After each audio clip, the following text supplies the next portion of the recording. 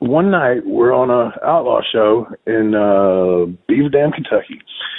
Okay. Jeff Jarrett was there, Pistol Pez Watley, some people we ain't been around. Jamie knew them all because he grew up with them. You know what I'm saying? His dad, Right. He grew up with he was a kid around all of them. So Jamie obviously knew Jeff, and, we knew we kind of had a good thing going with the gimmick. And Jamie had one of those big VHS recorders, and he said, Jeff, film this match, because I think we worked Brick House and somebody else, which we knew was going to be pretty good. So believe it or not, Jeff said, okay. And Jeff actually stood outside Beaver Dam, Kentucky's, outlaw show dressing room and held a video camera and filmed our match for us. And yeah, I know. At that time, especially. And so we come back, and he's like, that was good. And Jamie pulls the tape out of it. He says, go take that to your dad. So it's like, all right. So Jerry is the booker in USWA. And so I forget who's trying to call who's trying to do what. Believe it or not, Bill was actually trying to block us from getting a job there. That's a whole nother story. Okay. But Jeff showed it to his dad. His dad loved it. So we kept trying to schedule an appointment. I don't know if you've ever heard the story of where Jerry lived in Hendersonville, up on top of a hill, big mansion. It was nice. And that was where the office was. Right. So we're trying to get an appointment to get there. The first week we show up, we actually pull in the driveway, and Jerry blew us off. He never came to the door, called us later and said, sorry guys, I was sick, blah, blah, blah.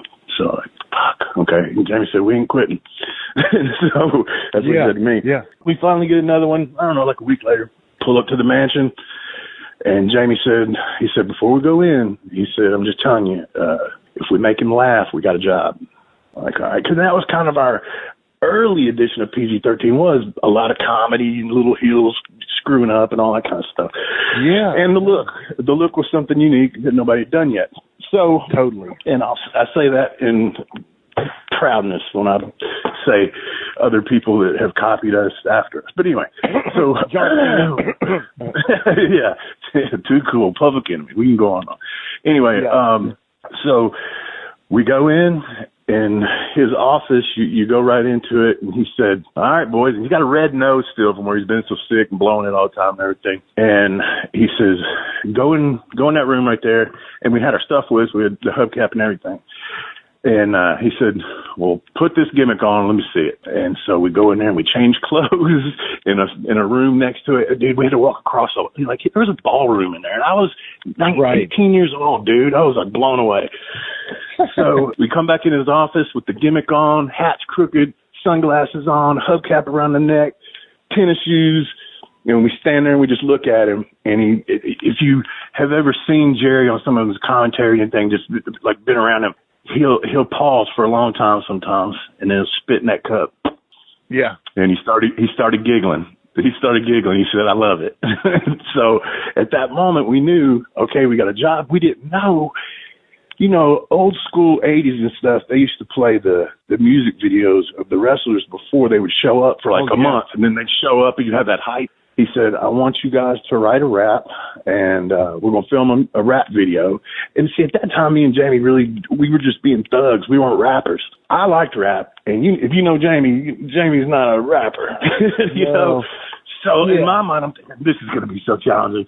But anyway, so I write this rap. We film the video.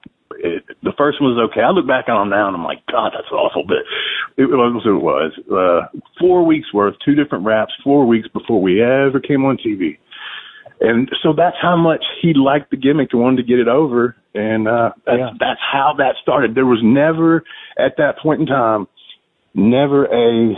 this is Jamie Dundee, Bill's son. We didn't mention it. It was just one of those things ignored. Yeah. We were just 2 dudes from the hood, and we were heels and little first, second, third match guys, and happy as hell to be there, and that's what that was. This has been a James Rock Street production.